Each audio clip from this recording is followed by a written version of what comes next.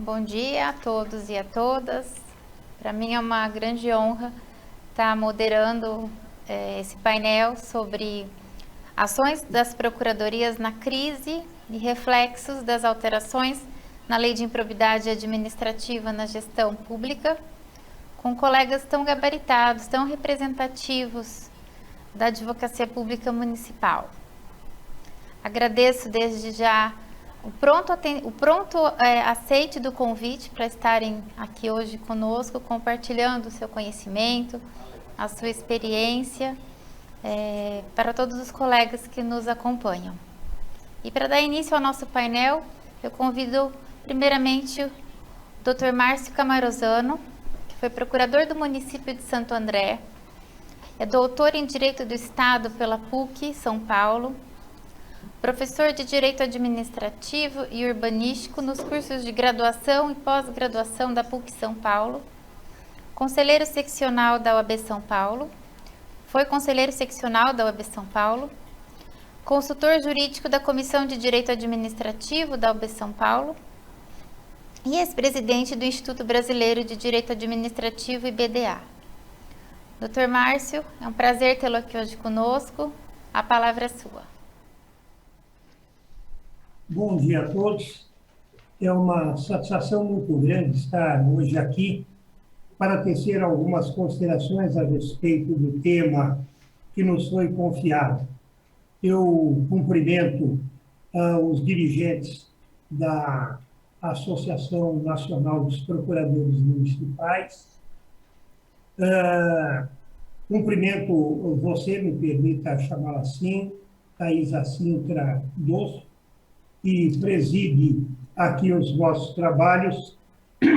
Pretendo ser obediente e é uma satisfação muito grande compartilhar esta mesa com os ilustres colegas Gustavo Ferreira Santos e Juraci Mourão Lopes Filho.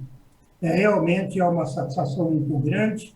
É a primeira oportunidade que eu tenho o privilégio de participar de uma mesa de trabalhos na companhia de tão ilustres colegas, razão pela qual é realmente uma satisfação, uma honra, e por esta oportunidade, repito, agradeço penhoradamente o convite que me foi formulado. Bom, foi enunciado o tema, né? Ações é o tema de fundo. Ações das procuradorias na crise e reflexos das alterações da Lei de Improbidade Administrativa na Gestão Pública. Do que devo tratar ele? Pretendo tratar, ainda como se costuma dizer, a voo de passo, a respeito do direito posto, sem prejuízo de uma ou outra observação crítica que me ocorra fazer a respeito do que está posto nessa matéria. Pretendo trazer alguma contribuição, fruto da minha experiência na advocacia pública, depois de aposentado na advocacia privada e no magistério superior. Exerci durante 30 anos ininterruptamente a advocacia pública como procurador, como consultor jurídico do município de Santo André e tive a honra, embora isso não esteja registrado no currículo, de presidir o Instituto Municipal, Instituto Brasileiro de Direito Municipal, antes da presidência do Instituto Brasileiro de Direito Administrativo. Isso só fez aumentar as minhas responsabilidades e, ao longo desta trajetória, que na advocacia pública se iniciou em 1970, em rigor um pouquinho antes, como estagiário do Departamento Jurídico, em 1968, acredito ter passado por algumas experiências que podem ser úteis no trato desta matéria. Em rigor, eu sou formado na advocacia pública e esta é a principal visão que eu tenho da matéria que nos está reservada. Nós não vamos falar aqui a respeito do município na organização do Estado brasileiro, de resto, por todos nós conhecido, como pessoa jurídica de direito público, com capacidade política, isto é, competência legislativa própria, consoante a discriminação constitucional de competências. Também não é o caso de descer a maiores detalhes com relação ao denominado regime jurídico administrativo constitucional, que consubstancia princípios constitucionais e infraconstitucionais e regras que presidem a atuação da administração pública. Na nossa visão, quando tratamos das questões relacionadas com o exercício das atividades da administração pública, inclusive ou especialmente aí, das atividades do município e, mais especificamente ainda, da atuação das procuradorias municipais, no sentido amplo da expressão, sempre abordei a questão da legalidade, moralidade e probidade, procurando enfatizar que são conceitos, em rigor, inconfundíveis, embora estreitamente relacionados. Sempre tive por legalidade, no sentido amplo, juridicidade, como preferem alguns, falar da obrigatória observância pelos agentes públicos em geral, da observância do direito, obrigatória observância do direito. E, portanto, a administração deve desenvolver as suas atividades com estrita obediência ao que está posto como ordem normativa do comportamento humano em termos de administração pública, dotada de coercibilidade institucionalizada. E sempre sustentei, tem inclusive uma obra a respeito, que a moralidade administrativa é moral jurídica. Em rigor, quando nós temos ofensa à ordem jurídica, que ofende concomitantemente valores morais juridicizados, como juridicizados, e nos termos em que juridicizados, a ofensa à moralidade administrativa. A Constituição de 88 ampliou os instrumentos, um dos instrumentos de proteção, tá, de bens jurídicos do patrimônio público no sentido amplo da expressão, colocando também como objeto de proteção, mediante ação popular, a moralidade administrativa. E, portanto, quando nós temos uma ilegalidade agravada por ofensa a valores morais juridicizados, nós temos a denominada imoralidade administrativa, que enseja a proteção, inclusive mediante propositura de ação popular por qualquer cidadão brasileiro. Mas quando nós temos uma ilegalidade, uma ofensa à ordem jurídica especialmente qualificada pelo atuar de forma desonesta, é que nós devemos aí, então, falar em improbidade administrativa. E, portanto, são conceitos correlatos, mas não dotados de sinonímia absoluta. Bom, nesse panorama todo, nós sabemos da imprescindibilidade da advocacia pública municipal, também institucionalizada como instrumento de burocracia estável, no sentido positivo da expressão, e, portanto, imune a pressões político-partidárias. Por quê? Tem também a advocacia pública responsabilidades no que diz respeito ao controle interno da legalidade, no sentido amplo da expressão, das atividades desenvolvidas pela administração pública municipal. A advocacia pública, as procuradorias municipais, hão de ser exercidas, não é? As atividades a elas inerentes, sob um regime jurídico, no meu modo de entender, necessariamente de direito público. Portanto, os procuradores municipais, submetidos a regime estatutário, como titulares de cargos públicos de provimento em caráter efetivo, quer no que diz respeito à representação judicial da administração da Fazenda Pública, quer no que diz respeito às atividades de consultoria e assessoria jurídica, sem prejuízo, incidentalmente, de nós termos, e esta é uma questão que provoca grande discussão, de cargo de provimento em comissão, inclusive no que diz respeito à assessoria jurídica, mas essa é uma discussão que se estabelece em virtude do preceito constitucional, que os cargos em comissão são para o exercício de funções de direção, chefia e assessoramento. Mas as atividades rotineiras da administração, aquelas absolutamente impostergáveis, vão ser confiadas a advogados públicos, a integrantes de procuradorias, que devem ser, inclusive, institucionalizadas por titulares de cargos de provimento em caráter efetivo, fazendo jus, nos termos da Constituição, a garantia da estabilidade, exatamente para que possamos exercer com a mais absoluta independência e desenvoltura as graves responsabilidades que nos são confiadas. Muito bem. Há um outro dado que, em outra oportunidade, talvez fosse interessante aprofundar, que é por conta de uma observação de Bobbio, quando fala de risco da captura do agente político pela burocracia estável. Então, apenas num título de provocação, eu diria que nós temos que evitar dois tipos de abusos.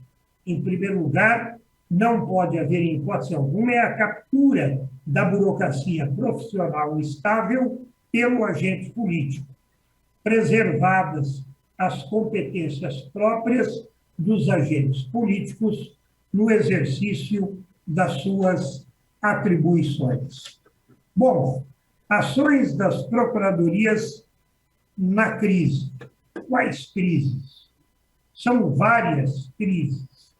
Eu diria que as procuradorias têm um papel fundamental, como todos sabemos, no que diz respeito ao enfrentamento também das principais mazelas do nosso Estado, no sentido técnico da expressão. Nós temos mazelas que nos circundam e que dizem respeito à corrupção, à improbidade, ao autoritarismo, à incompetência, à demagogia, com o que se frustra e se burla a boa-fé dos administrados, em rigor, comprometendo a própria legitimidade democrática. Pois bem, nós temos a lei de improbidade administrativa e nós temos grandes avanços, no meu modo de entender, no trato da matéria.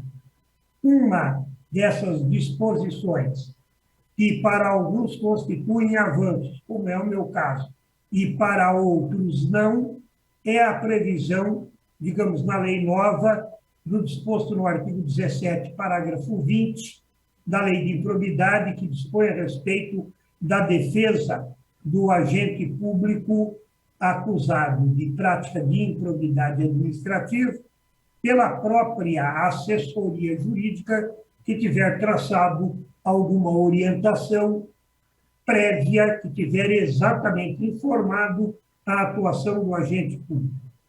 Eu gostaria de chamar a atenção para o seguinte: nós temos vários sistemas de responsabilização dos agentes públicos em geral. Nós temos responsabilização de agentes públicos e dos particulares, que com a administração pública se relacionam por atos, ações ou omissões ofensivas à ordem jurídica. Nós temos um sistema de responsabilização administrativa, com processo administrativo sancionador, processo disciplinar e processo administrativo sancionador com relação a administrados.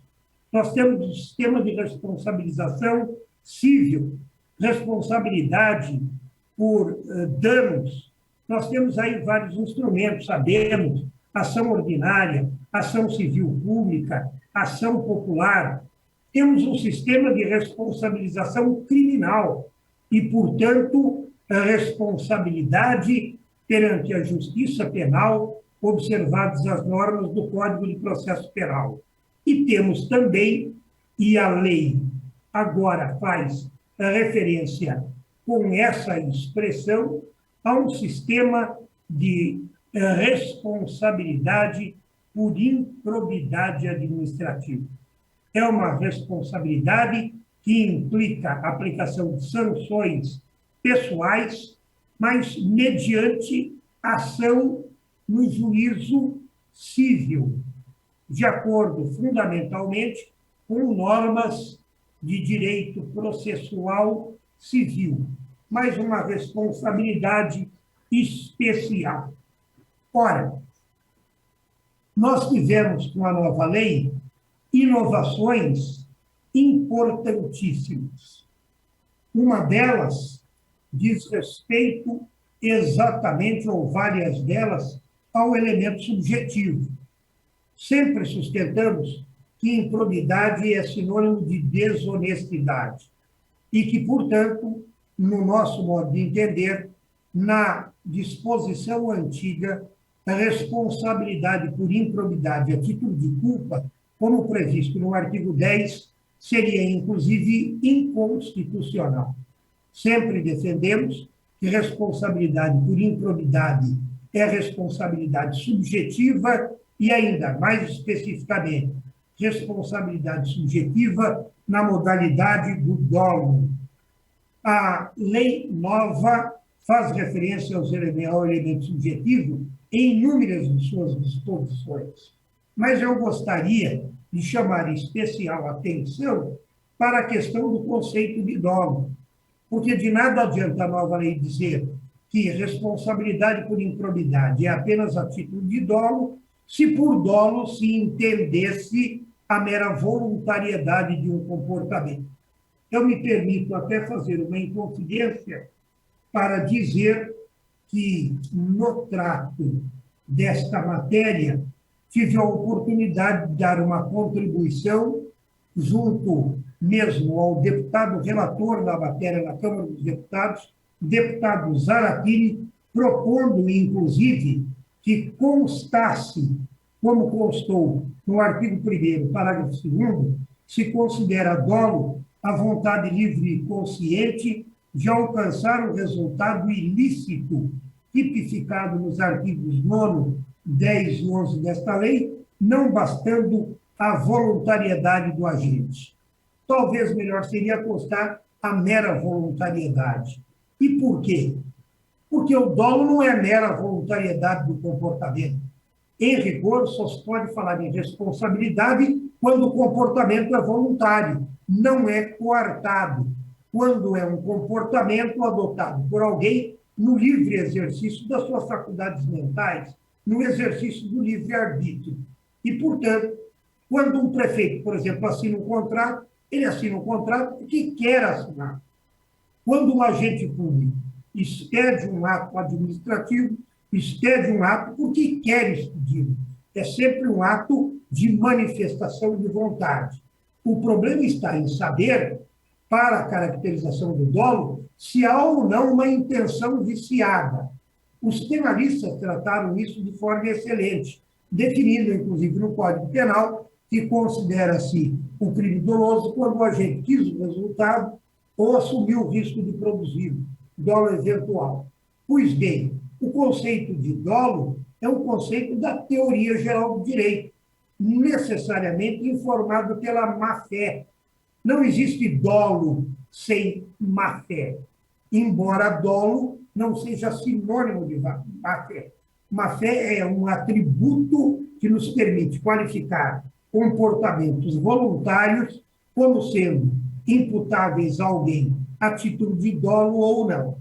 A nova lei elimina a improbidade na modalidade culposa e se preocupa em dizer que dolo não se confunde com a mera voluntariedade do comportamento. Uma outra grande inovação, aí nesse particular, me parece que a nova lei é obsequiosa ao princípio da isonomia, porque nós não podemos dispensar tratamento igual a quem viola a ordem jurídica porque comete um erro, estando de boa-fé, e aquele que viola a ordem jurídica intencionalmente, com má-fé. Outra importante inovação, e em rigor nós já tínhamos mais do que um aceno nesse sentido, nas novas disposições da Lei de Introdução às Normas do Direito Brasileiro, a questão do denominado crime de hermenêutica.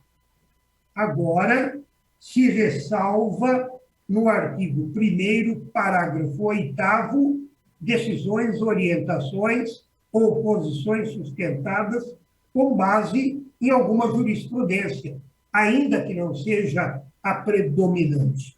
Nós cansamos de assistir ao Ministério Público, abusando do direito de ação, colocar no polo passivo de ações de responsabilidade por improbidade procuradores municipais pela emissão de pareceres com os quais o Ministério Público simplesmente não concorda.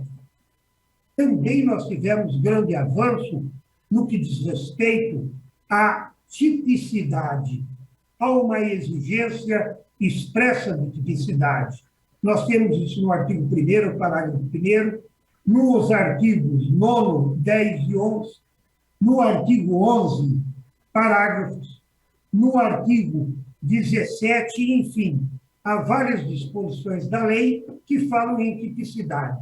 Eu me permito registrar uma experiência muito interessante. Uma vez atuando como advogado, fazendo uma sustentação oral pelo Tribunal de Justiça de São Paulo, quando eu falei em necessidade de prova, em elemento subjetivo dolo, que não havia sido apontado nenhum comportamento típico por parte do agente acusado, né? Ao usar da palavra, o procurador de justiça procurou, digamos, sob certo aspecto, chamar a minha atenção, dizendo que eu havia falado em dolo e havia falado em tipicidade, são conceitos do direito penal. Quer dizer, é risível uma observação dessa natureza, porque há categorias fundamentais do direito que permeiam todos os ramos. A exigência de tipicidade, ainda que fora de matéria penal possa ser um pouco mais aberta, é uma exigência de pré-determinação formal do direito, indispensável à segurança jurídica. Quando falo de pré-determinação formal do direito e segurança jurídica, estou fazendo uso de uma expressão muito ao gosto do grande Miguel Reale, o pai. Pois bem, dolo. Também ouvi dizer que o conceito de dolo em matéria de direito civil e de improbidade é diferente. Ora, dolo sempre foi vontade viciada. E, em rigor, isso começou a ser tratado até em matéria das relações entre os particulares, depois indo permear todos os ramos do direito, mais especificamente o direito penal. Portanto, a questão da definição do que seja dolo, da exigência de tipicidade, são grandes avanços na lei de improbidade. Com relação à aplicação dos princípios, também nós sempre tivemos aí um problema de segurança jurídica. A nova lei avança porque não basta a mera alegação de violação a princípios ou aqueles valores ou deveres jurídicos consagrados no caput do artigo 11. Agora, um rol exaustivo de comportamentos que tipificam improbidade por violação a princípios ou aqueles valores consagrados no caput do artigo 11. Diferentemente do que ocorre no artigo 9º e no artigo 10, em que a dicção do caput desses artigos, seguida de um rol de descrição de comportamentos, são comportamentos constantes de um rol que não é exaustivo. Também a questão das presunções. A nova lei acaba com aquela ideia de dano in re ipsa. Tem que haver dano real efetivo. Presunção de dano sempre houve em matéria de ação popular, para efeito de cabimento da ação popular. Mas para efeito de recomposição do patrimônio público, sempre se exigiu dano real ou efetivo, jamais dano presumido, mesmo porque presunções legais, júri et de júri, são aquelas especialmente previstas em lei. E aí nós temos a vedação das presunções, no artigo 10, no artigo 12, no artigo 17, em mais, portanto, de um dispositivo. O problema da prova, o Ministério Público, via de regra, não quer se dar ao trabalho de produzir prova. Chega a dizer, inclusive, que a prova do dolo é uma prova diabólica, ignorando ou fazendo de conta que ignora que nós temos meios de prova diretos e meios de prova indiretos. Um plexo convergente de indícios e circunstâncias que podem ser reveladores da intenção viciada de quem revela um comportamento ofensivo à ordem jurídica e que, portanto, enseja responsabilização por improbidade a título de dolo. A questão das sanções no trânsito em julgado, enfim, nós temos grandes avanços na lei de improbidade. Alguém poderia dizer que aqui e acolá o legislador agora exagerou na dose. Mas esta acaba sendo uma reação do Congresso Nacional que tardou 30 anos para ocorrer. Quanto a reflexos das principais inovações na gestão pública, há aquele já ressaltado da defesa do agente público pela assessoria jurídica da administração. Reflexos no que diz respeito à isonomia, estabelecendo, portanto, uma distinção entre aquele que viola a ordem jurídica com intenção viciada e aquele que viola a ordem jurídica mediante erro. Me lembro de uma expressão de Bobbio, chega até talvez a exagerar ao falar no direito ao erro de boa fé. Mas há este reconhecimento do direito ao erro de boa fé, não propriamente de direito, mas há um tratamento privilegiado, porque quem erra, ainda que de boa fé, mas que com isso cause dano ao patrimônio público, especialmente se tratando de falta grave, estará sujeito à recomposição do patrimônio, mas não à responsabilidade por improbidade administrativa, que contempla algumas das sanções mais draconianas do ordenamento jurídico, exceção feita às sanções criminais que implicarem privação da liberdade. Um outro reflexo é que minora aquele problema que temos sentido há tanto tempo com relação ao apagão das canetas, do denominado direito administrativo do medo. Administradores ou agentes públicos honestos hão de se sentir mais seguros para entrar participando tanto da política como servidores públicos na administração pública. Respeito à dignidade da pessoa humana, porque responsabilidade só em face de culpabilidade, pelo menos dolo ou culpa. Agora, em matéria de improbidade, só a título de dolo. Estávamos descambando para o reconhecimento, em rigor, embora não declarado, de responsabilidade objetiva para fins de aplicação de sanções de improbidade. Porque se há uma mera voluntariedade de um comportamento, digamos, um dano ao patrimônio público, e uma relação de causalidade entre o comportamento voluntário e o dano, e isto implica a responsabilidade por improbidade, é responsabilidade objetiva. A diferença para a subjetiva é que não basta a mera voluntariedade, mas o elemento subjetivo, dolo, vontade livre e consciente de, com um dado comportamento, alcançar um resultado de cuja antijuridicidade se tenha consciência. Na modalidade culposa, que não está mais na lei de improbidade, algo imputável a alguém como ofensa à ordem jurídica a título de imprudência, negligência ou imperícia. A responsabilidade pessoal sem culpabilidade é, no meu modo de entender, ofensivo à ordem jurídica. Pois bem, concluindo, a lei de improbidade, com as alterações inúmeras levadas a efeito, ela não é perfeita, mas seus avanços são inegáveis. Ela reflete uma reação, ainda que, sob certo aspecto, tardia, em face de abusos do Ministério Público e do próprio Judiciário, investindo contra agentes públicos, especialmente servidores públicos e até particulares, atuando rigorosamente de boa-fé. Confere mais segurança a agentes públicos e particulares se relacionam com a administração pública. Portanto, reflexos positivos em face do denominado direito administrativo do meio, do apagão das canetas, da proteção da boa-fé e, portanto, dos administradores honestos.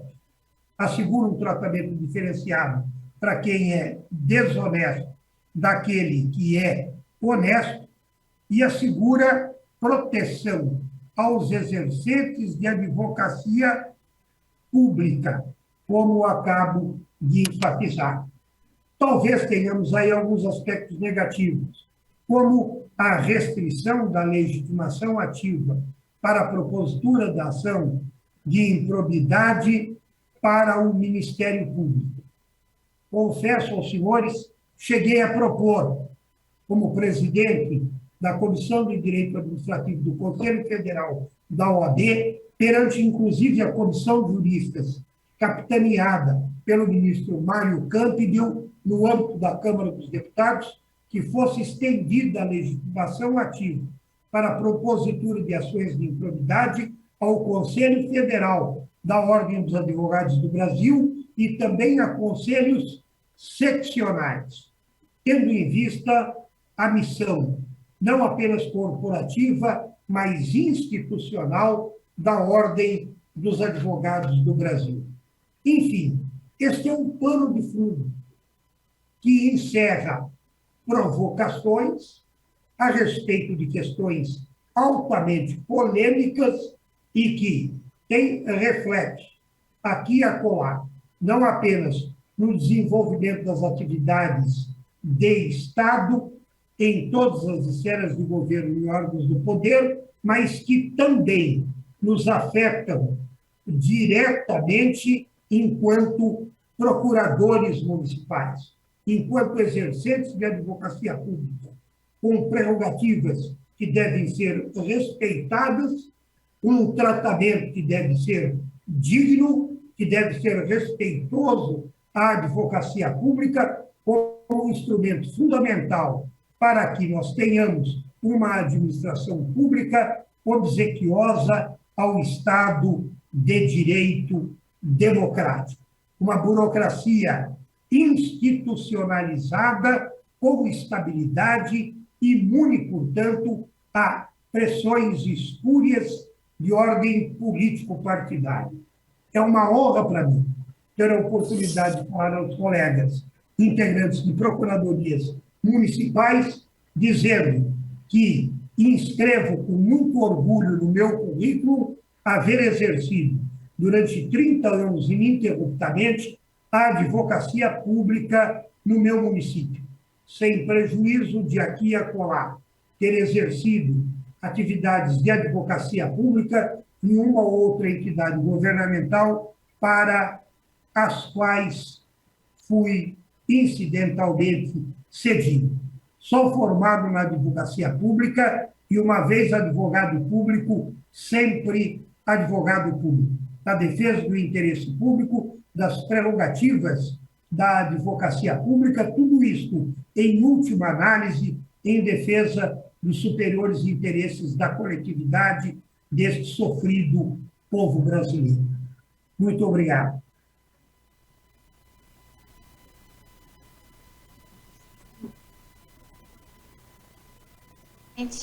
Explanação, é sempre muito bom ouvi-lo. Registro aqui a presença de colegas de todo o Brasil que nos acompanham, colegas de Manaus, Varginha, Itaboraí, Guaratinguetá, Belém e tantos outros que nos acompanham nesse painel. E dando sequência a ele e às nossas discussões, eu chamo o Dr. Gustavo Ferreira Santos, que é procurador do município de Recife, professor do programa de pós-graduação em Direito da Universidade Católica de Pernambuco, doutor em Direito, mestre em Direito, fez estágio pós-doutoral na Universidade de Valência em 2013 e 2014 e foi visitante no Boston College de 2018 a 2019. Dr. Gustavo, é uma honra tê-lo aqui conosco. A palavra é sua. Olá. A minha apresentação aqui vai se dar em torno da participação das procuradorias nas respostas à pandemia do coronavírus.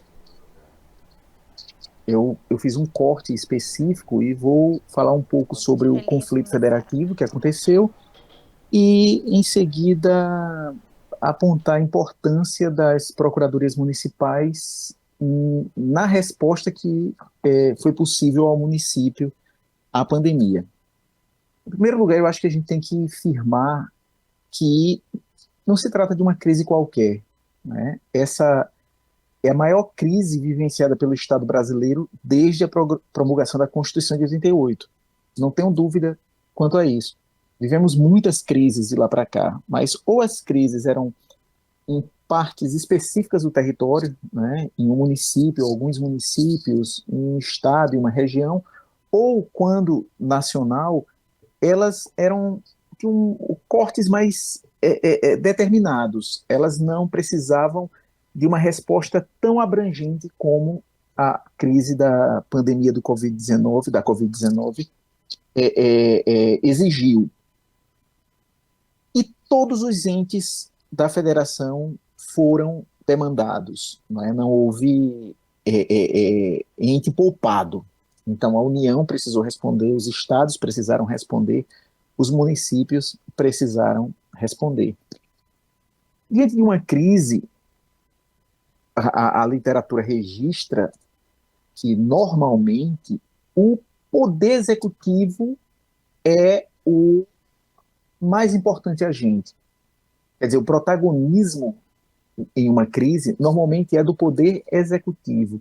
O legislativo normalmente corre para acompanhar, né, dar suporte, né, às respostas do executivo, e o judiciário, de alguma forma, observa, pode podar um excesso ou outro, mas normalmente também ratifica aquelas respostas. Essa citação que está aí é uma citação que, em um interessante artigo de Cláudio Ladeira e Guilherme Soares, eles fazem, e fala da experiência anterior fora do país, né? Especialmente a experiência norte-americana depois dos ataques terroristas, de que quando emergências nacionais ocorrem, o executivo age, o Congresso aquece, os tribunais deferem. Então, isso era o esperado, né? Isso era o comportamento mais esperado. Mas o que aconteceu na realidade aqui no Brasil com a pandemia da Covid-19? A gente teve uma crise federativa paralela à verdadeira crise, que era a crise sanitária, e que precisou ser arbitrada pelo Poder Judiciário. Então, nós tivemos uma realidade bastante diferente daquilo que era inicialmente esperado. Vejam, saúde é uma área, é um campo no qual incidem atuações de todos os entes da federação. A União tem uma responsabilidade, o Estado tem responsabilidades, o município tem responsabilidades. É um direito fundamental prestacional, ou seja, um direito fundamental que precisa muito mais do Estado, de um Estado ativo, de um Estado agente, do que outros direitos fundamentais. E na Constituição está, na distribuição constitucional de competências, está entre aqueles campos, aqueles temas que se distribui pela federação, tanto no plano da competência material ou competência administrativa, que o artigo 23 diz que é de todos, né? A proteção da saúde, né? É competência de todos, como no plano da legislação. A competência legislativa é uma competência concorrente de União, Estados e Distrito Federal, e cabe ao município suplementar no que couber. Então, todos os entes da federação têm responsabilidades frente à saúde. E a Constituição estrutura um sistema único de saúde, um sistema unificado e descentralizado de proteção à saúde, de atendimento à saúde.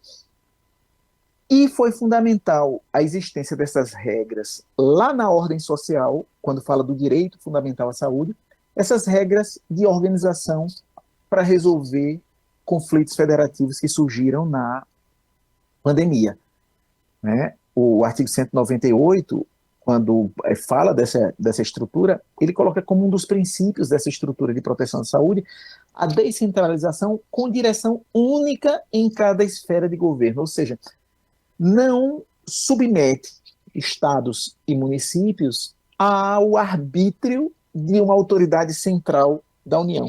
Esse dispositivo foi fundamental para as respostas que o Supremo Tribunal Federal deu para as ações que giravam em torno de conflitos federativos na resposta à pandemia. E o STF, toda vez que demandado, diante de um conflito, quando a União tentava de alguma forma impedir que estados e municípios tomassem determinadas medidas, quando a União tentava monopolizar determinadas medidas, as respostas do STF foram no sentido da descentralização.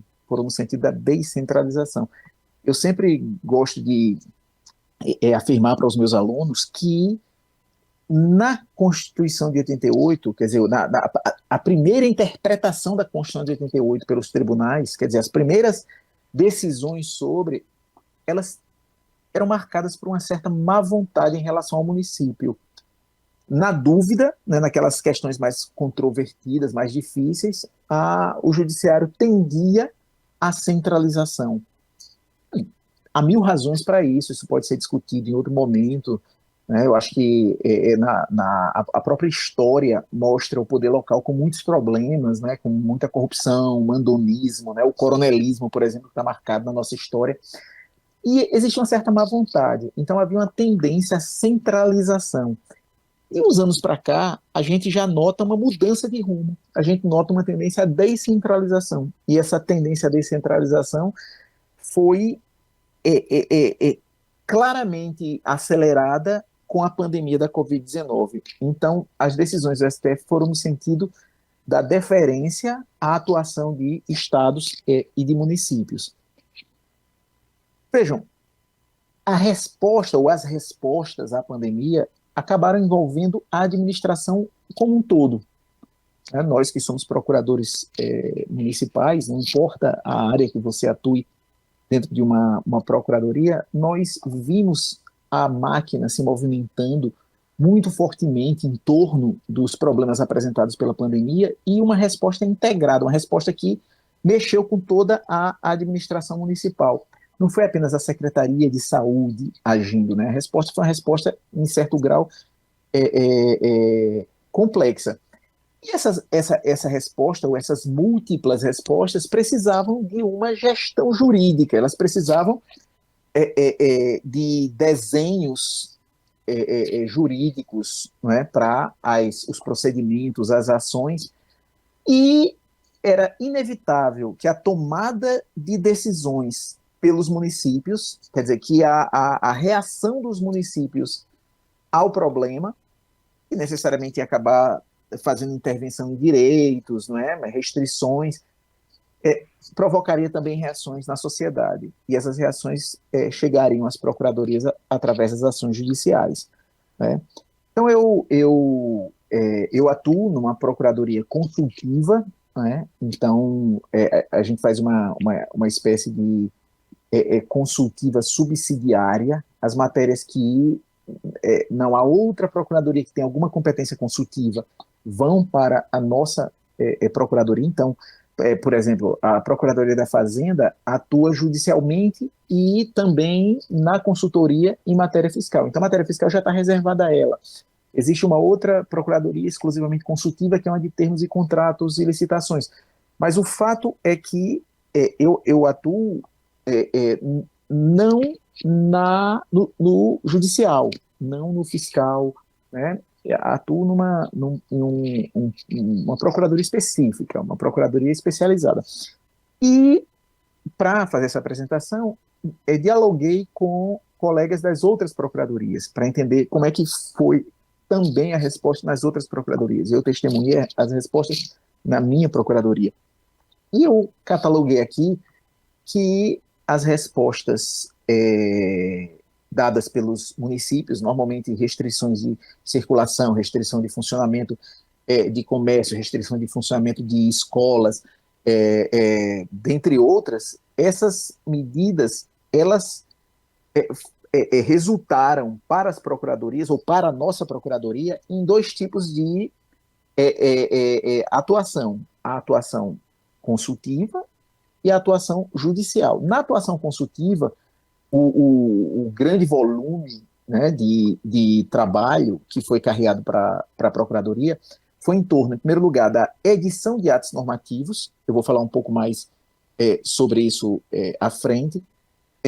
A organização de contratações, diversas contratações foram necessárias para uma resposta adequada, né? Tinha que fazer hospitais de campanha, tinha que contratar mais pessoal, e também dúvidas sobre a aplicação da legislação própria da pandemia, legislação editada durante a pandemia e para combater diretamente a pandemia ou indiretamente organizando a administração. E na atuação judicial, as principais atuações foram na defesa das medidas adotadas pelo município e na propositura de medidas judiciais para permitir a atuação do município, ou o município como réu, ou o município como autor. Vejam, na consultiva, num primeiro momento, logo da decretação da pandemia, houve um corre-corre muito grande para se estruturar os atos normativos necessários para o município agir. Então, o próprio decreto de decretação de calamidade pública, decretos sobre contratação de pessoal, muitas dúvidas, né, sobre o afastamento, por exemplo, dos servidores que poderiam, de alguma forma, ser vítimas da doença e que precisavam trabalhar em casa, né? Então, esses foram os principais campos de atuação da Procuradoria Consultiva. Para se ter uma ideia do tamanho da tarefa de acompanhar a feitura de atos normativos, durante esse período de 2 anos, ainda não completamos 2 anos sob a pandemia, mas nesse período, no município do Recife, foram editados 119 decretos e 20 leis que têm relação com a resposta à pandemia. E todos esses atos normativos, de alguma forma, passaram pela Procuradoria Consultiva, teve que discutir, teve que pensar, né? Então, como eu estava falando, atos, por exemplo, de contratação de pessoal temporário, né? Então, em um determinado momento, a dúvida era, vai fazer seleção? Não precisa fazer seleção. Não dá tempo de fazer seleção, precisa desse pessoal disponível amanhã, depois de amanhã. O que fazer com o pessoal que está nos grupos de risco, né? No início da pandemia, havia uma necessidade muito grande de proteger pessoas acima de determinada idade, pessoas com determinadas doenças. Então, por exemplo, esses processos de contratação poderiam vetar a participação dessas pessoas, né? Sim, poderiam. Tivemos casos aqui de aproveitamento de lista de aprovados em concurso que não poderiam ser nomeados em razão das restrições próprias à legislação da pandemia, mas que, no lugar de serem nomeados, serem chamados para os cargos efetivos para os quais prestaram concurso, foram chamados para contratação temporária para dar eficiência à resposta à pandemia. Então, um conjunto muito grande de atos normativos e procedimentos que precisaram ser estruturados para viabilizar uma resposta mais adequada à pandemia. No plano judicial, eu pensei, né, da conversa com a procuradora-chefe da Procuradoria Judicial, eu pensei dois procedimentos judiciais que mostram a importância da Procuradoria, né, na garantia de uma paz para o administrador para responder adequadamente à ameaça. Né? Uma delas foi uma ação proposta por determinada pessoa que estava fora do primeiro grupo de vacinação, né? Houve uma priorização no primeiro momento de pessoas acima de determinada idade, pessoas internadas, né? Índios em aldeias. Então teve um grupo inicial, e nesse caso era uma pessoa de 70 e... se eu não me engano, ela tinha 72 anos, e o primeiro grupo era acima de 73, era a partir de 73.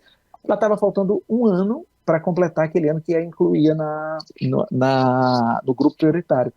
E entrou com uma ação judicial para tentar mostrar que era vulnerável, que corria riscos sérios e que precisava ser vacinada imediatamente.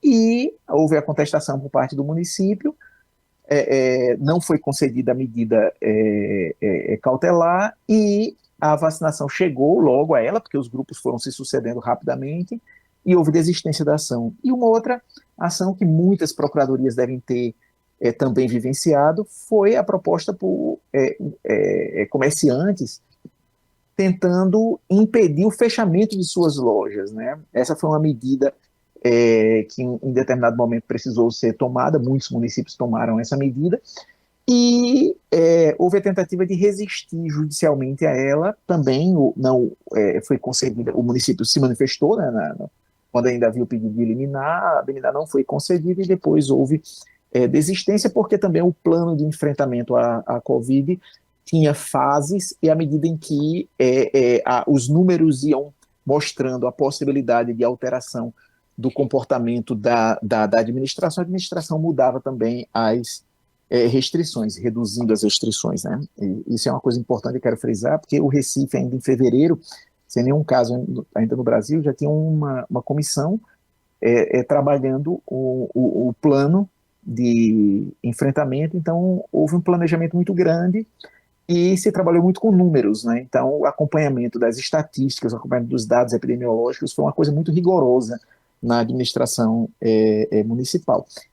Pronto, para concluir essa apresentação inicial, né, e eu vou ficar aqui à disposição para um diálogo, para responder perguntas, para discutir com quem tiver interesse, eu quero dizer que essas medidas, né, que foram tomadas, e a nossa participação como procuradores municipais no desenho dessas medidas e na defesa dessas medidas, sustentando essas medidas diante de conflitos judiciais que foram provocados por pessoas que foram prejudicadas, isso tudo demonstrou uma importância muito grande da Procuradoria. O primeiro momento, a primeira coisa que eu ressalto é que o município deu um passo muito importante no sentido da legitimação como ente autônomo, né? Legitimação da sua autonomia. É evidente que não foram iguais as respostas país afora, né? Alguns municípios reagiram de uma forma, outros de outra. Houve um município que caiu na onda da cloroquina, da ivermectina, e não deu a resposta que seria a resposta mais adequada epidemiologicamente, quer dizer que com base científica seria mais adequada.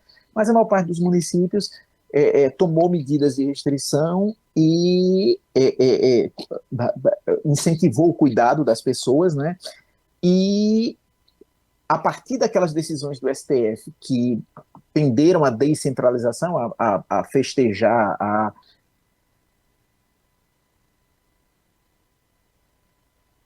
se legitimando como um ente importante para situações excepcionais, situações de crise como essa. E, em segundo lugar, em último lugar também, que as procuradorias demonstraram sua essencialidade, né? Quer dizer, tanto as providências foram aceleradas com a participação ativa dos procuradores, desenhando juridicamente as respostas que materialmente os administradores decidiam dar, como também ajudando a evitar transtornos na execução dessas medidas, né, quando os procuradores fizeram defesas adequadas, quando propuseram ações que, de alguma forma, permitiram uma eficácia, uma eficiência nas respostas. Então, agradeço, aí estão os nomes dos procuradores com quem eu dialoguei sobre as medidas em cada procuradoria especializada, agradeço aos colegas e agradeço a organização do evento e a assistência. E fico aqui à disposição, né? A gente pode ainda dialogar sobre o tema. Obrigado. Excelente explanação, Dr. Gustavo. Muito interessante a distinção que você trouxe entre as ações do contencioso e da consultoria nas ações de enfrentamento à crise, né, a recente crise que estamos aos poucos superando em decorrência da pandemia. E dando sequência então ao nosso painel, eu convido o nosso terceiro palestrante, o Dr. Juraci Mourão Lopes Filho, que é doutor pela Unifor, mestre pela Universidade Federal do Ceará, pós-graduado lato sensu em Direito Processual Civil também pela Universidade Federal do Ceará, professor da Unicristos nos cursos de graduação e pós-graduação, procurador do município de Fortaleza e advogado. Dr. Juraci, uma honra tê-lo aqui conosco. A palavra é sua.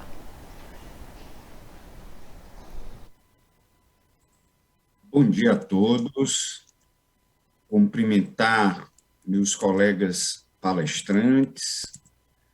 Eu sou Gustavo Ferreira Santos, pessoa com quem eu já dialogo, felizmente, tenho essa felicidade de poder dialogar em assuntos acadêmicos, em assuntos jurídicos já há algum tempo. Há uma parceria entre a Unicristos e a Unicap, onde nós lecionamos, mas é sempre um prazer estar com o professor Gustavo.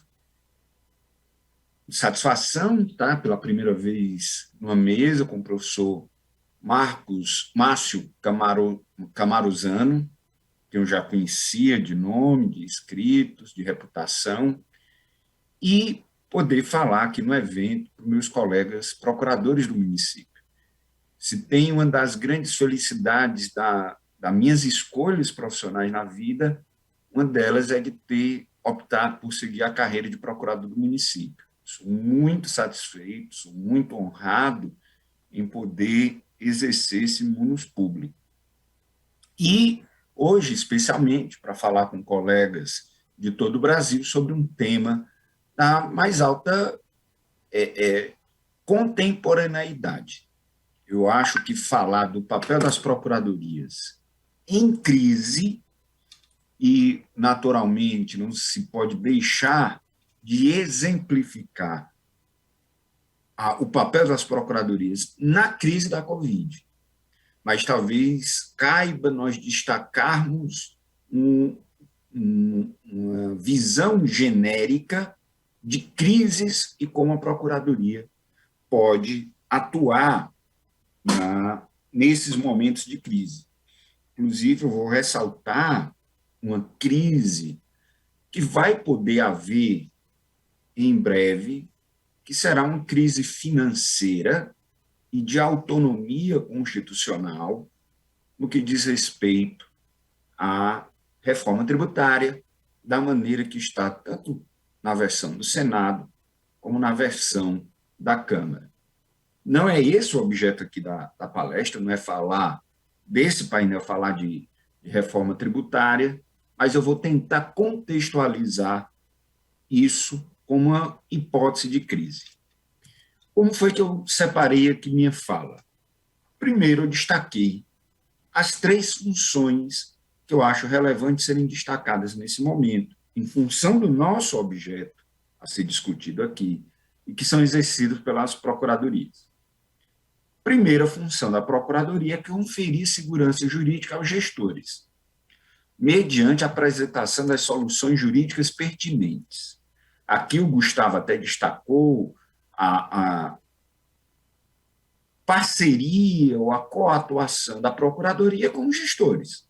O gestor não tem uma solução pré-concebida, não tem uma política pública já definida, não fez parte de sua agenda eleitoral ou não está, de alguma maneira, formatado, se senta previamente com vários órgãos, um desses órgãos, a Procuradoria. Sua função é, portanto, uma função ativa de apresentar soluções. Soluções vão se materializar em manifestações, em pareceres e em outros tipos de atuação da Procuradoria. Então, vou destacar essa atuação em tempos de crise. A segunda atuação, que eu acho importante, ela também é uma atuação ativa, que é patrocinar judicial e extrajudicialmente os interesses do município. Também o Gustavo falou que é tomada uma decisão, a Procuradoria deve assegurar os meios judiciais e extrajudiciais para fazer valer essa decisão do gestor público. E aí vai caber uma reflexão de qual o papel da Procuradoria. Por exemplo, ela pode se negar posteriormente. Tomada a decisão do gestor público, tomada a decisão das autoridades públicas, pode a Procuradoria se negar a patrocinar esses interesses judicial ou extrajudicialmente, sobretudo em momentos de crise. O Gustavo citou muito bem.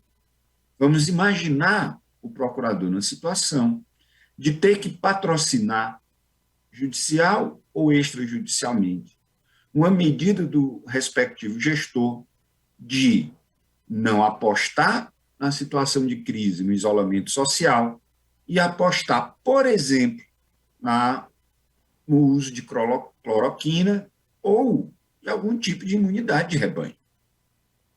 Qual deve ser o papel da Procuradoria nesse tipo de situação, em que há uma decisão de um gestor público eleito para isso, possivelmente pode ter apoio do seu eleitorado para isso. E qual vai ser o papel da Procuradoria? Nesse tipo de atuação, nós vamos tentar construir um conceito de critério para pautar a atuação da Procuradoria. Mas ainda é uma atuação ativa, patrocinar judicial e extrajudicialmente os interesses do ente público, tomado normalmente pelo agente, definido pelo agente político.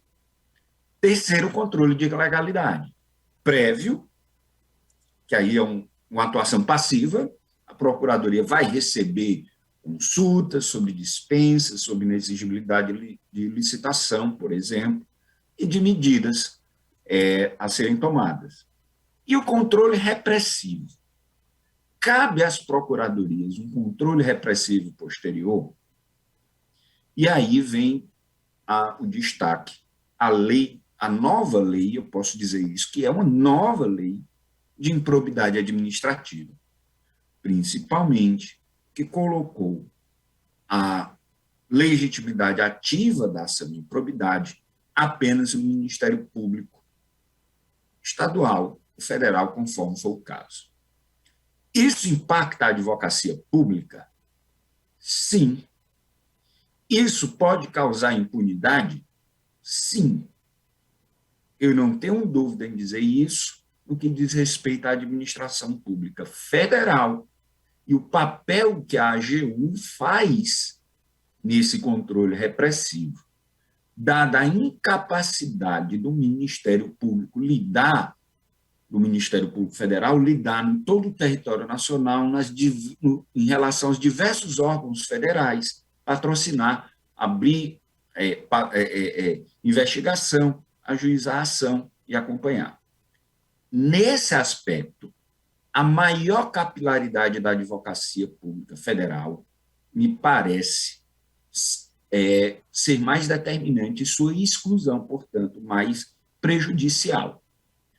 No caso dos municípios, eu não vejo as procuradorias dos municípios com essa capilaridade, com essa função de capilaridade que há na AGU, e que, portanto, supre uma lacuna, uma insuficiência do Ministério Público. Então, se houve, sim, eu posso afirmar isso no plano federal.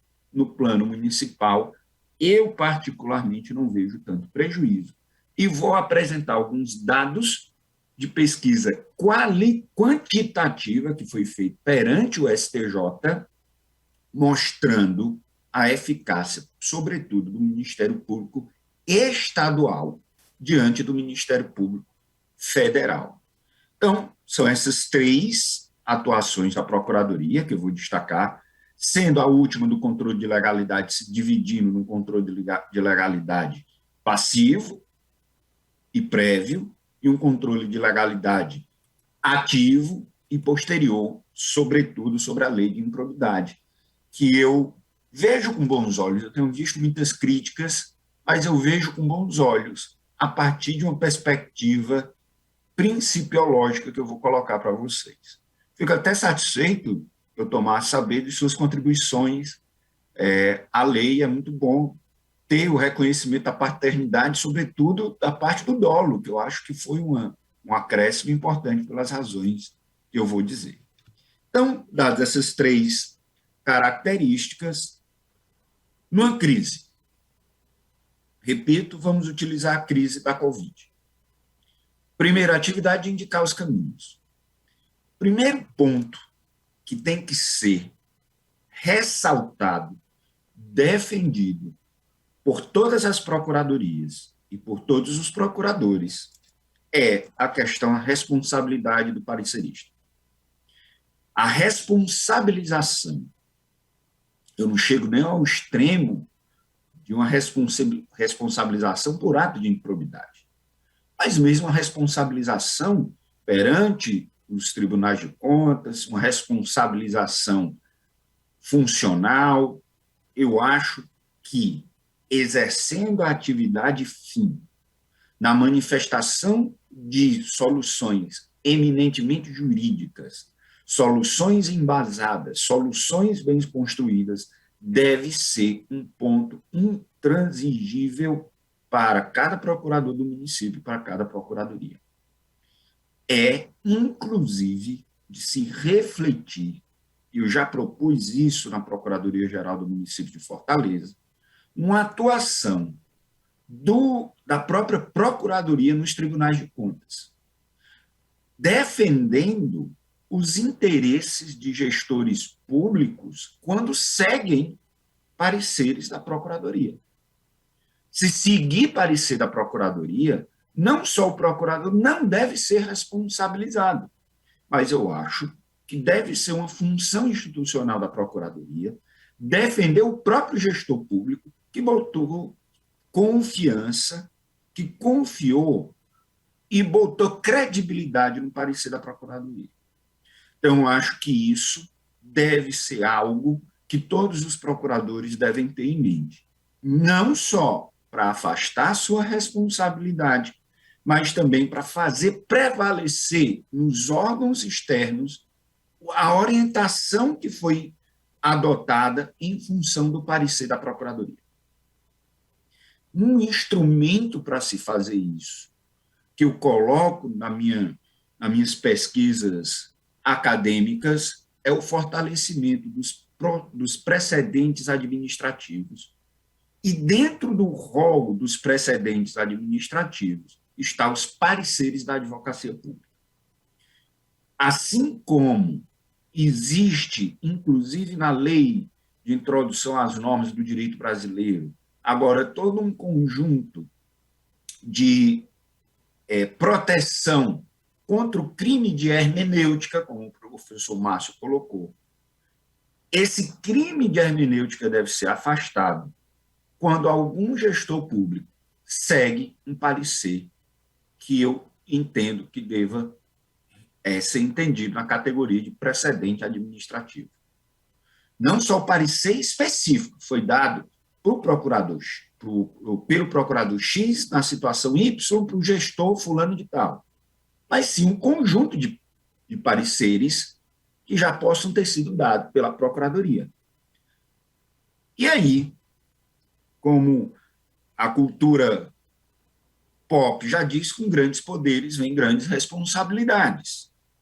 Haveria adicionalmente o dever da Procuradoria, registrar os seus pareceres, facilitar o seu acesso e sua consulta, e exigir de cada procurador que, quando for emitir o seu parecer, considere os pareceres anteriores de colegas e de órgãos.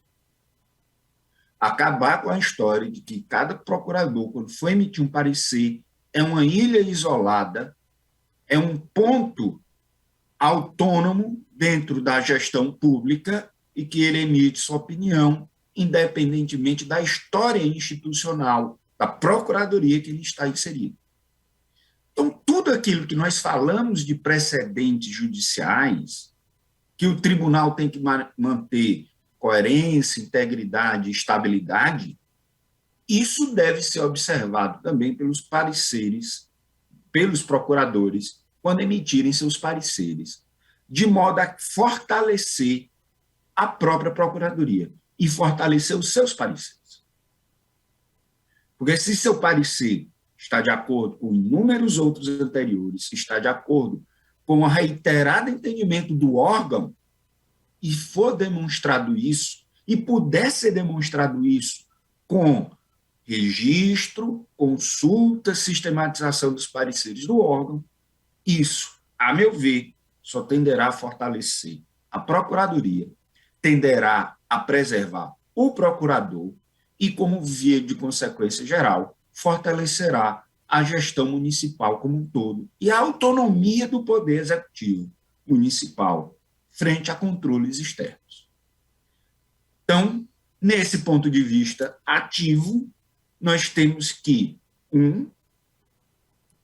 assegurar a não responsabilização dos procuradores pelo afastar definitivamente o crime de hermenêutica. E, a meu ver, a melhor maneira de fazer isso é fortalecer a ideia de precedente administrativo formado pelo conjunto de pareceres da Procuradoria.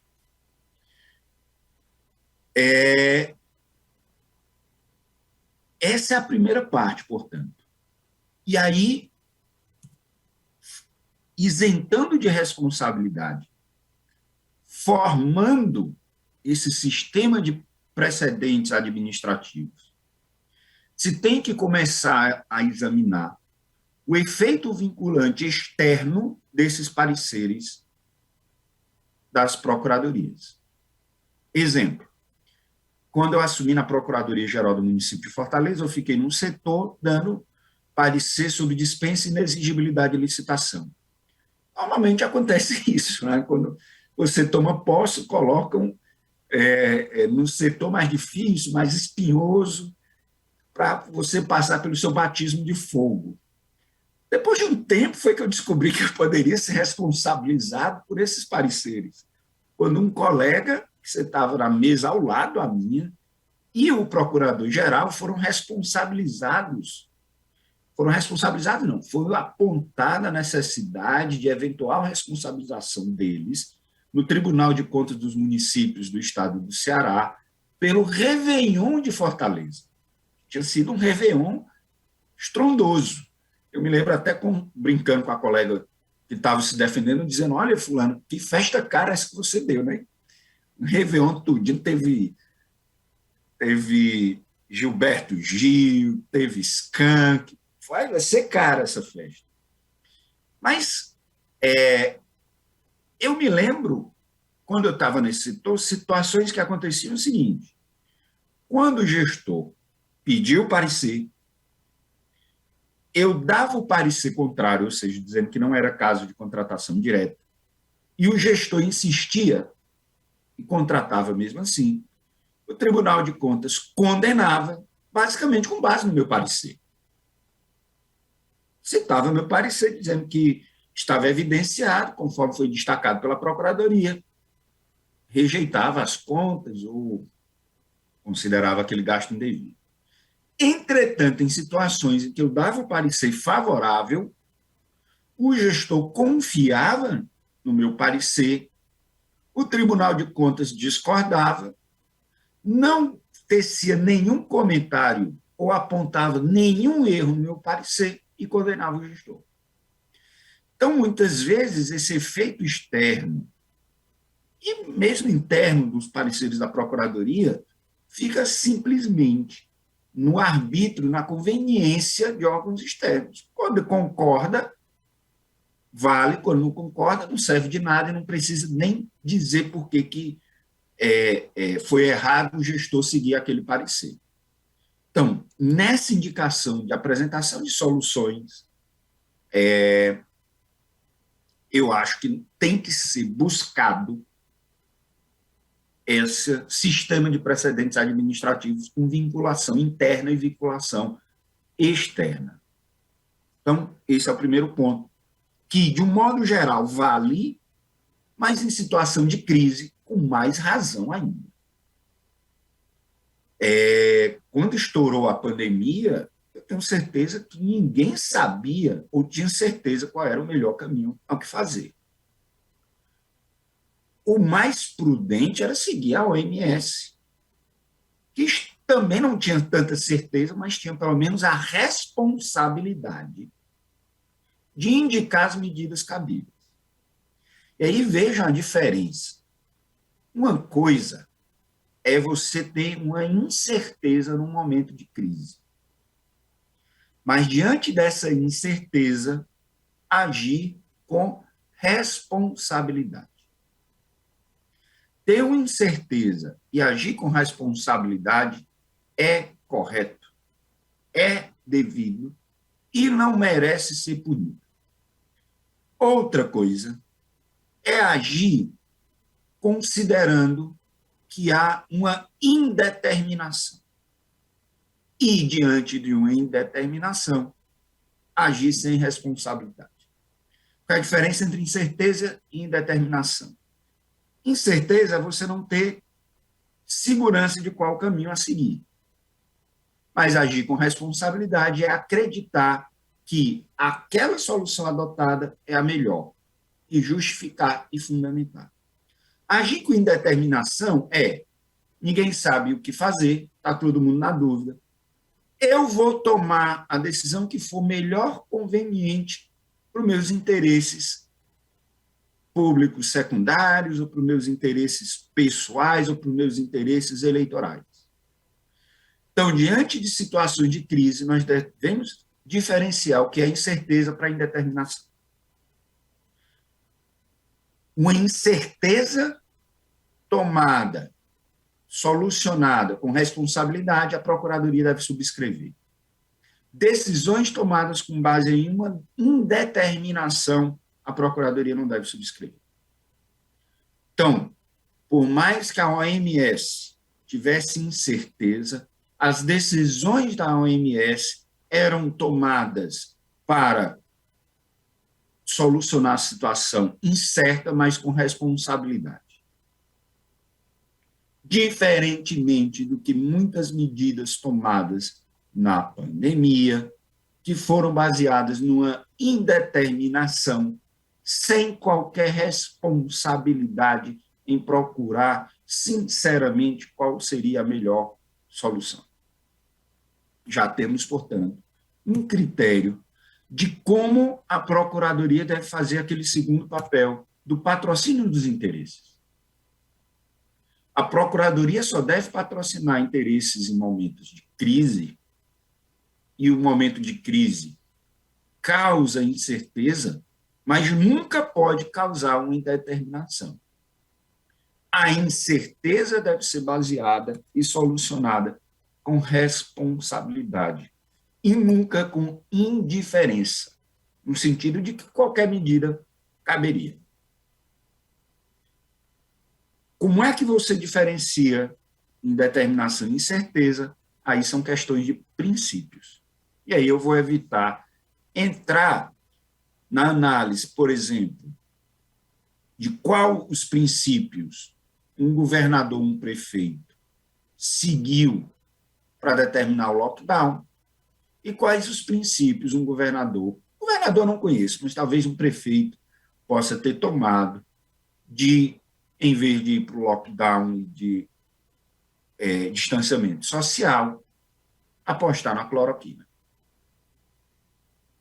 Acho que a solução, os princípios responderão quando é que vai estar numa situação de incerteza, quando é que vai estar numa situação de indeterminação irresponsável.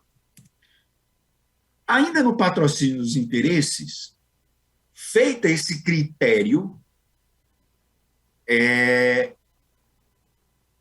para se medir o que é que são políticas públicas ou medidas do gestor que devem ser subscritas pela Procuradoria ou não ser subscritas pela Procuradoria. Eu vejo dois tipos de interesses principais. Primeiro, os interesses federativos no que diz respeito à diferença, à divisão das competências federativas.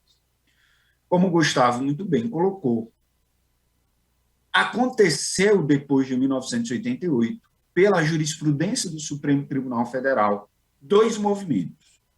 Um movimento de extensão das competências da União, inegavelmente, aumentaram-se e se centralizou na União algumas medidas que são compreensíveis pelo nosso federalismo cooperativo. E é uma coisa importante. O federalismo cooperativo, que é essa coordenação de esforços, ele tem dois elementos importantes. Um federalismo cooperativo ele se justifica em um Estado social. No Estado social que tem que promover políticas públicas, em um Estado de dimensões continentais e federativo, é necessário essa cooperação sob a gestão do ente central, sob a coordenação do ente central. Então, é natural que tenha havido esse aumento. Em outro sentido, houve um aumento na jurisprudência do Supremo de preservação das competências dos municípios. Então, se alguém perdeu nisso, foram os estados que ficaram esmagados entre as competências de interesse local dos municípios e as competências enumeradas e muitas vezes extensivas da União. Então, qual é o papel das procuradorias? Patrocinar a autonomia e as competências dos municípios. Não só numa postura passiva de defender isso em processos que os particulares promovam, mas, e aí a novidade, que é cobrar atuação diante de omissão dos outros entes. E aí, mais uma vez, a omissão que houve, inquestionavelmente, da União Federal na crise da pandemia de Covid-19. Vou dar um exemplo para mostrar o tamanho dessa omissão, falando exatamente do ente que ficou espremido, que foi o Estado. A omissão foi tamanha que mesmo a competência dos estados dentro do quadro federativo pós-1988 ter diminuído, foi necessário o estado do Ceará, por exemplo, ajuizar uma ação contra a União para que ela suprisse o vício por um ato omissivo, de proibir voos para Fortaleza, fechar o aeroporto de Fortaleza durante o momento mais grave da crise. Não era competência do Estado, não era competência do município, era competência da União. Então, o Estado do Ceará teve que ir cobrar essa omissão. Então, patrocínio dos interesses do ente público em conflitos federativos. Isso, regularmente, é extremamente importante, mas em momentos de crise, principalmente na crise da Covid-19, isso se fez relevante. E aí a jurisprudência... E aí uma coisa curiosa, houve decisões importantes, como a do ministro Luiz Alberto Barroso, que proibiu a campanha do governo federal, dizendo que o Brasil não pode parar, mas principalmente a decisão do ministro Alexandre de Moraes, preservando a competência comum, tirou a competência do governo federal, da União Federal, apenas assegurou que cada um faz as suas atribuições dentro da sua margem de interesse. E aí vejo que os principais agentes os principais agentes provocadores dessa manifestação do Supremo Tribunal Federal foram agentes políticos, deputados e senadores. Aí o professor Márcio, o professor Gustavo pode me corrigir, qual o papel das procuradorias ou da AGU nisso? A advocacia pública como um todo. Eu não me recordo de uma decisão mais relevante. Pode ter havido decisões mais pontuais, mas eu não consigo me lembrar de uma decisão que tenha sido iniciada por um processo, se tomada por um processo iniciado por alguma procuradoria. Realmente eu não... E aqui peço ajuda aos colegas que estão na mesa e os colegas da plateia também. Então, nós temos o patrocínio dos interesses, que devem ser interesses patrocinados com responsabilidade, mesmo diante de incertezas, e nunca patrocinar interesses tomados por indeterminação com irresponsabilidade. Os tipos de conflitos mais relevantes, os conflitos federativos, mas eu acho que nós enfrentaremos uma crise financeira, que é a perda de autonomia financeira dos estados em função dos estados e dos municípios em função dos repasses. Vale lembrar a decisão do Supremo Tribunal Federal, que julgou constitucional em um recurso extraordinário a política da União Federal de desonerar, fazer políticas desonerativas, concedendo incentivos tributários ou isenções ou algum tipo de desoneração tributária em tributos partilhados e compensando a perda arrecadatória com tributos não partilhados. Isso foi uma decisão do Supremo Tribunal Federal, num RE patrocinado por um município, que é importante que os municípios tentem superar este precedente. Porque a maior parte das políticas desonerativas da União Federal nos últimos 10 anos foram feitas à custas dos estados e dos municípios, principalmente dos municípios. Então, se não é uma crise como a da Covid-19, que é uma crise aguda no tempo, uma crise aguda e restrita no tempo, nós temos uma crise financeira decorrente de jurisprudência do Supremo Tribunal Federal, em caso patrocinado por um município, mas que deve haver a superação. Para finalizar, já estou indo para a última parte da minha fala, o controle de legalidade repressivo. O controle de legalidade preventivo vale o que eu falei a respeito dos pareceres da Procuradoria. Apresentando soluções ativamente, fazendo controle de legalidade passivamente, quando é perguntado, olha, já foi tomada a política pública, a decisão de qual é a política pública. Eu submeto à Procuradoria para que ela diga é legal, válida e constitucional, a Procuradoria vai dizer sim ou não, vale tudo aquilo que eu falei sobre a necessidade da formação de um sistema de precedentes administrativos nas procuradorias municipais. Mas e o controle repressivo? Duas questões na lei de improbidade chamaram a atenção. A exigência do dolo. Eu acho que isso foi importante, porque responde a uma questão principiológica, professor Márcio, que é o quê? é melhor eu ter uma lei que facilite a condenação de culpados às custas de eventual condenação de inocentes, ou seja, eu tenho que deixar critérios mais frouxos, mais amplos, para sair condenando os culpados e ser mais fácil condenar culpados, mesmo que eventualmente vá no rodo algum inocente. Ou é melhor que eu crie mais exigências para condenar culpados e, com isso, evitar a condenação de inocentes? Eu não tenho dúvida pela segunda opção. E me parece muito lógico colocar no âmbito do Ministério Público, que é basicamente a função do Ministério Público, inclusive com reconhecimento do seu poder investigatório, fazer uma investigação mais profunda, buscar o dolo, para então promover a ação de improbidade. E aí foi feita uma pesquisa quantitativa no STJ,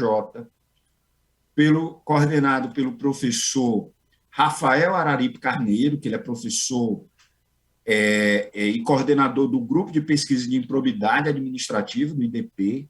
Ele é mestre de Direito Público pela Alemanha, advogado, presidente da Comissão de Eleitoral, da OAB, pelo menos até a última gestão, e advogado. Ele fez levantamentos, repito, quantitativos em decisões do STJ de 2005 a 2018. E aí uma coisa interessante. Primeira constatação que os senhores vão ver é a absoluta discricionariedade ou variação de entendimento da primeira para a segunda turma do STJ e também de ministro para ministro, inclusive no que diz respeito à revisão a ser feita pelo STJ. Por exemplo, ele analisou a incidência da súmula, da aplicação da súmula 7, que é aquela que diz que não pode rever questões fáticas, em matéria de improbidade. Ele encontrou uma variação de 7% a 51% dos casos, a depender do ministro relator. O que é isso? Teve ministro que só aplicou a súmula 7 em matéria de improbidade em apenas 7% dos casos. Ele deixou de receber. Só 7% dos casos o ministro deixou de apreciar uma ação de improbidade. Outro ministro aplicou a súmula em 52% dos casos. Neste período de 13 anos. Então, você pode deixar de ter uma manifestação de terceira instância, a depender do ministro que você seja distribuído. Em relação à turma, foi encontrado o seguinte ponto. A primeira turma, ela é menos sancionadora. Ela afastou 11,67%, 12%, das condenações para absolver os réus. A segunda turma só fez isso em 3% dos casos. Então, se seu caso caísse na primeira turma, você tinha 4 vezes mais chance de ser absolvido nas sanções duras das ações de improbidade. Na pesquisa ainda se avança. O resultado dos julgamentos colegiados do STJ também varia com relevante intensidade a depender do relator, ainda que comparados apenas os mesmos polos nas ações de improbidade administrativa. As chances de sucesso dos autores, leia-se Ministério Público, ou até então, os entes públicos. As chances de sucesso podem variar de 0 a 70% a depender do relator. 0 a 70%. Isso é quase variar de nada a tudo. Enquanto o sucesso das demandas alterna dos demandados, aqui são os gestores e os particulares, variam de 0 a 50%, a depender do relator, uma variação menor. Em relação ao Ministério Público e à administração pública, no STJ, eles obtiveram quase o dobro do sucesso, ou seja, eles conseguiram reverter quase o dobro do que conseguiram reverter os agentes públicos e as empresas. Isso tem a ver com aquilo que o Márcio estava colocando. Era muito fácil condenar. Então, a possibilidade de reversão de uma condenação, que é inocente só vai estar no polo passivo, né? Um eventual inocente. A possibilidade dele de reverter era bem menor. E aí uma coisa interessante, os ministérios públicos estaduais alcançaram o dobro de vitórias do Ministério Público Federal no período. Ou seja, a atuação dos ministérios públicos estaduais, comparado ao federal, é bem mais efetiva. O que levanta aquilo que eu falei no começo. Tirar as procuradorias ou os municípios do polo ativo da ação de improbidade talvez não tenha um impacto tão grande, porque os ministérios públicos estaduais têm uma eficácia muito grande, comparado ao Ministério Público Federal. Agora, tirar a União e a AGU talvez represente um prejuízo muito grande. Então, se nós formos retirar algumas conclusões desse estudo quantitativo, vai ser o quê? Que maus gestores públicos federais se deram melhor do que maus gestores públicos estaduais e municipais, já que a atuação da AGU parecia ser mais efetiva. Agora, lógico, isso são dados de 2005 a 2018, isso comporta aprofundamento, comporta uma verticalização nesses dados. Então, meus amigos, eu acho que são esses, meu tempo já acabou, acho que já passei, Gustavo, já passei, mas eu falo demais, peço desculpa aos colegas e à organização se eu falei demais, mas me coloco à disposição para os debates. Muito obrigado. Muito obrigada, doutor Juraci.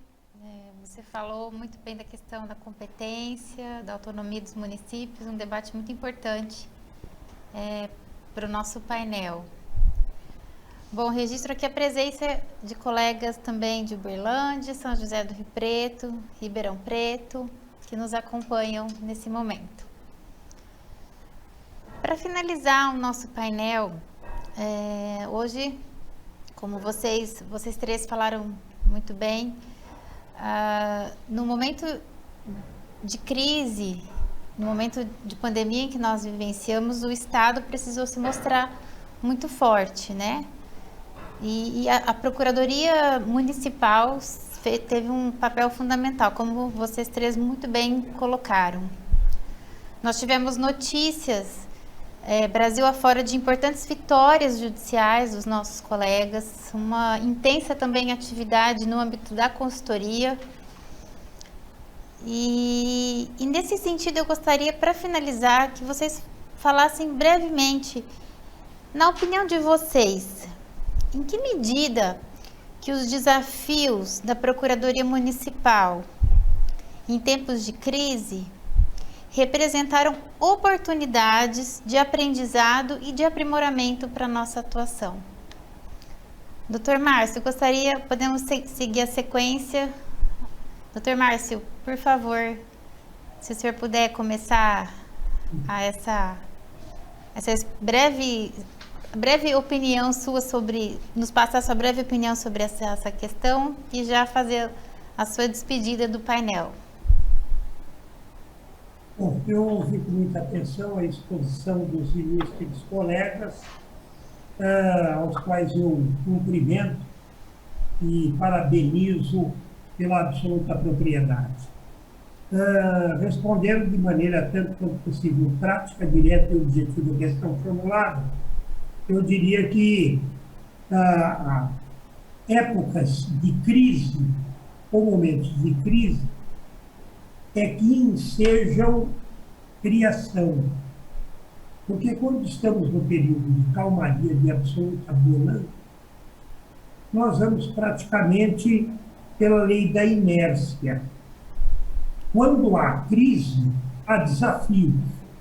Quando há desafios, há necessidade de respostas, de construir soluções, de construir decisões. E isso nos leva a raciocinar, a pensar, a pesquisar, a enfrentar, a dar resposta aos desafios.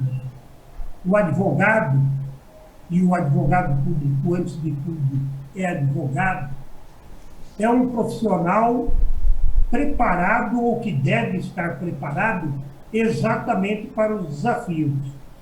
Aquelas questões absolutamente rotineiras, que ficam a se repetir, em que tudo já está muito bem sabido, isso não reclama o desenvolvimento do raciocínio. Isto não reclama a atuação de natureza predominantemente intelectual, criativa, sempre com fundamento no direito, quando não há regra nos princípios maiores esculpidos na Constituição da República. E, portanto, eu acho que para o advogado que realmente tem a veia do advogado, nas crises e nos desafios, é que ele realmente manifesta e demonstra o seu valor. Podemos errar, mas que não nos acusem de termos nos omitido, de termos deixado de enfrentar os problemas. Eu me recordo numa das lições de Celso Antônio Bandeira de Mello no pós-graduação, em que ele, num dado momento, disse o seguinte: não escamoteiem as dificuldades, não coloquem para baixo do tapete aquilo para o que vocês não têm a resposta.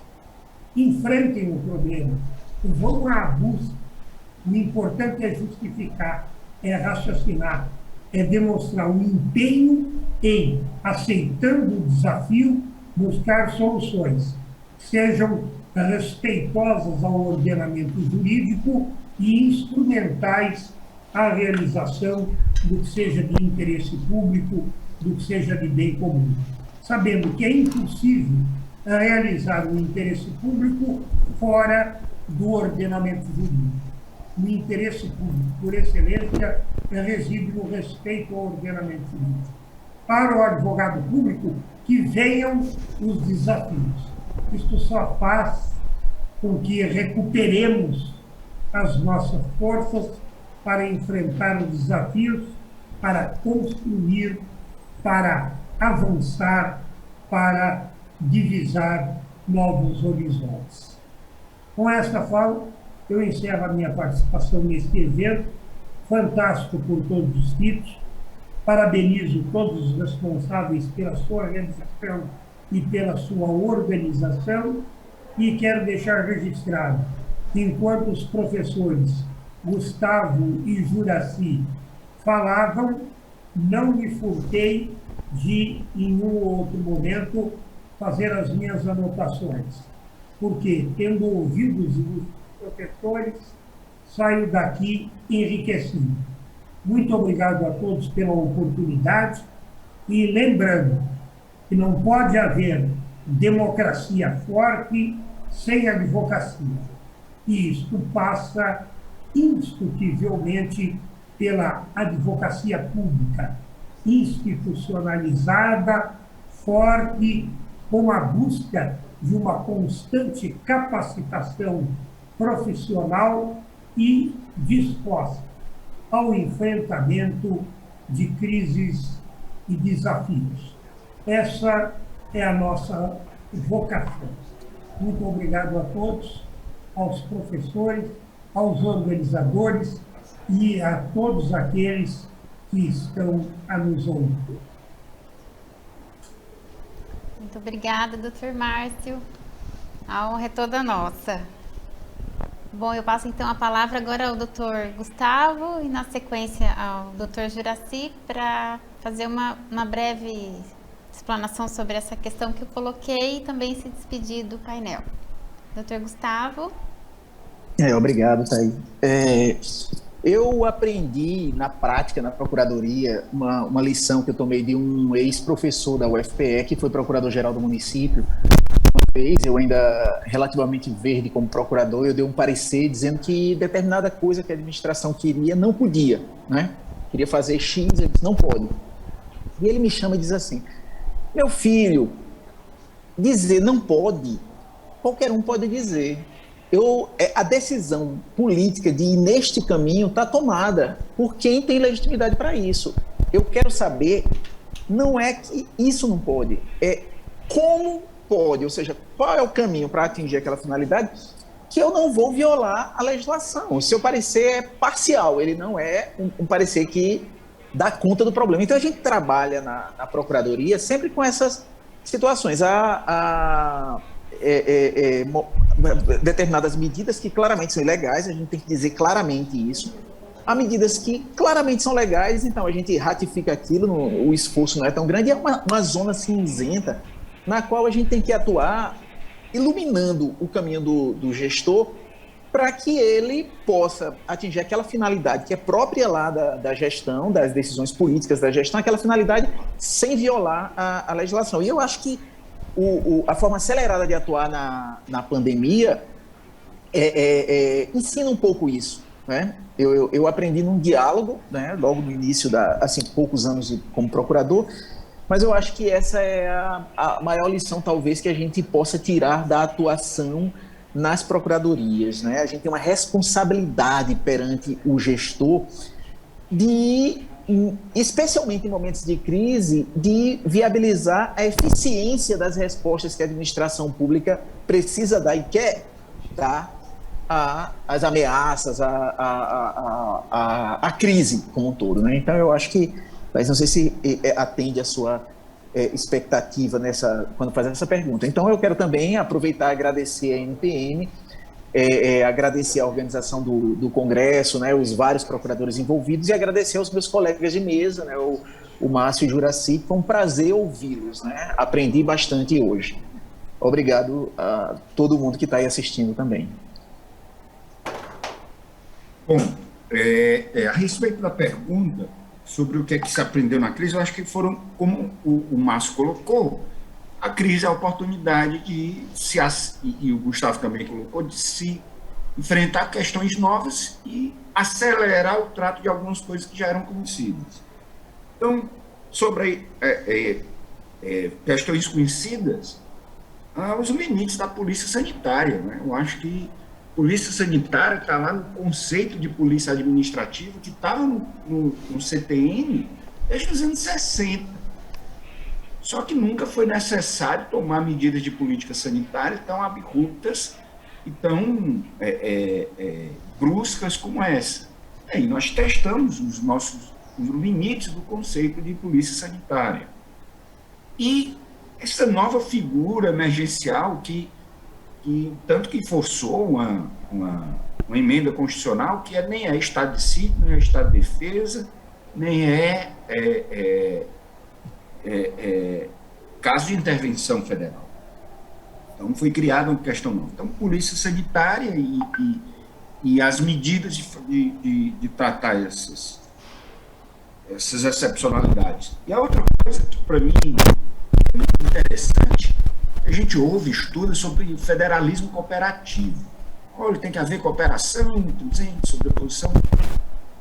Mas quando teve crise, que houve uma divergência política, a cooperação ficou dificultada e cada ente, às vezes, queria se acastelar dentro das suas competências e quando devia cooperar.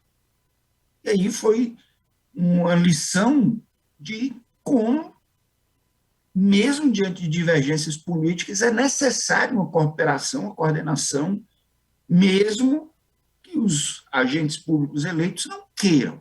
É um dever constitucional, é um dever federativo. Então, acho que foram esses os maiores aprendizados. Mas eu também fico muito honrado mesmo de estar nessa mesa. Tenho certeza que eu fui o que aprendi mais aqui com as colocações, sempre importantes, do Gustavo, já sou testemunha da sua excelência há algum tempo, e ser testemunha aqui presencial do Márcio me foi particularmente muito enriquecedor. Parabéns a todos pela organização, é muito importante que nós dialoguemos, troquemos essas impressões por todo o Brasil. Então, muito obrigado e fico à disposição para ocasiões futuras. Um grande abraço. Muito obrigada, Dr. Márcio, Dr. Gustavo, Dr. Juraci, mais uma vez pela participação de vocês, por compartilharem o conhecimento de vocês, a experiência. Agradeço a presença de todos os colegas que nos acompanharam hoje nesse debate e encerro o nosso painel convidando a todos para o nosso debate dos enunciados a partir das 13 horas sobre licitações e contratos e sobre a matéria tributária. Muito obrigada a todos. Um abraço.